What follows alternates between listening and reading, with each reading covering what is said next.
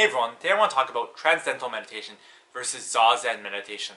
And I was motivated to create this video because it was mentioned in FAQ in Dan Harris's excellent book, 10% Happier. And I thought this would be a relevant video as I've had experience with both Transcendental Meditation and Zazen Meditation. But I kind of talk about the pros and cons of both. So Transcendental Meditation, the name of it sounds a bit esoteric, but really it comes down to it's a mantra meditation. And I first got introduced to it while I was studying for the MCAT.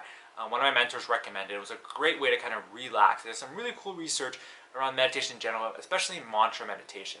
And so Transcendental Meditation is just a fancy and kind of has a religious undertone to it with the specific mantras.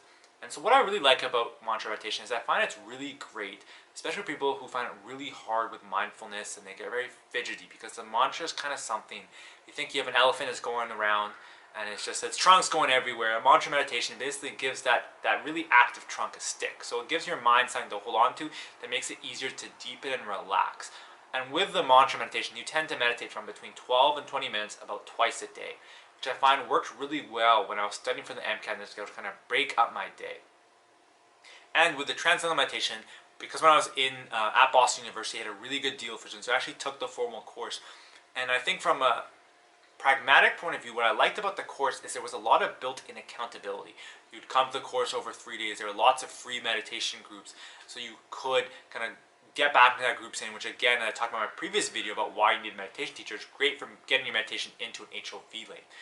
But that's kind of where the pros end, because I think the mantra meditation is great, but with the Transcendental Meditation, the whole group is very cultish. If I didn't have that student discount, the price would be egregious to pay for it. And there's a lot of really weird and kind of unethical stuff that happens in that organization, and it's a very elitist, where they always talk about how their meditation is the best and you have to learn it officially, and if you don't learn it officially, then mantra meditation doesn't work, which is just wrong, because Dr. Herbert Benson and his pioneering work through the relaxation response showed that no matter what the mantra was, whether it was a religious Indian term or whether it was something like relax or peace, had the exact same physiological response to the improvements in the brain function. So Transcendental Meditation is a very potent technique, and it's basically mantra meditation. It's a great way for people who are fidgety, but for me personally, I found the whole cultish aspect of Transcendental Meditation very off-putting.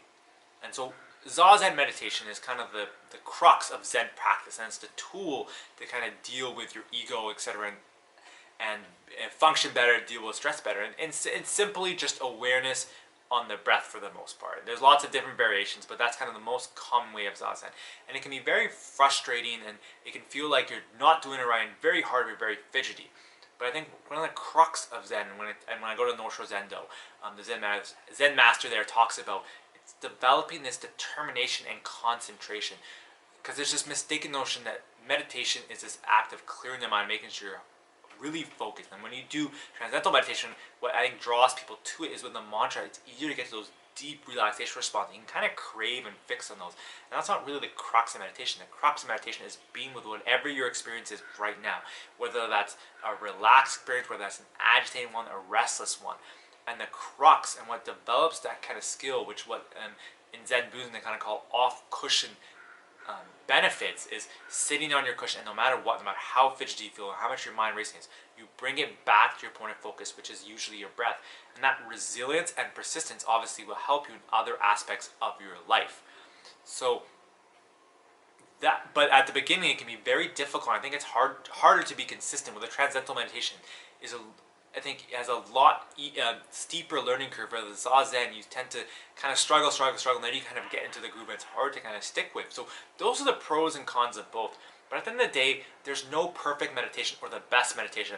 Unfortunately, people who are trying to make money selling meditation, they're going to try to promote theirs as the best, which is fair enough. But really, anybody's promoting their stuff as the best really isn't something you want to learn from. You want to learn from someone who's open-minded. Yes, they can say, I think my method has value, I'm a good teacher, but I don't have to say that's the best, because I think at the end of the day, it's just like a diet or a good exercise program. The best diet or best exercise program is the one you do. Yes, you could find ways to optimize, but you got to do it. So you can figure out what do you think will work best for your schedule. I find with Zazen, really, the longer you go, once you get to around 30 minutes, is when you kind of get the most benefits, or even 30 to 60 minutes, where transcendental or mantra meditation can be done really effectively in 10 to 12 minutes as a minimum. So depending on timing, kind of what you're more interested in, what comes more to each of, that's what I would choose. But I wouldn't say there's no best meditation. So I really hope you enjoy this video. It helped you understand the differences between transcendental or mantra meditation and Zazen meditation, and understand how you can find out more about each. So if you want to find out more about transcendental meditation, go on their website, tm.org. If you want to find out about Zazen meditation, go find your local Zen center. So I really hope you enjoyed this video. If you did, please give it a big thumbs up, and make sure to subscribe for more awesome videos.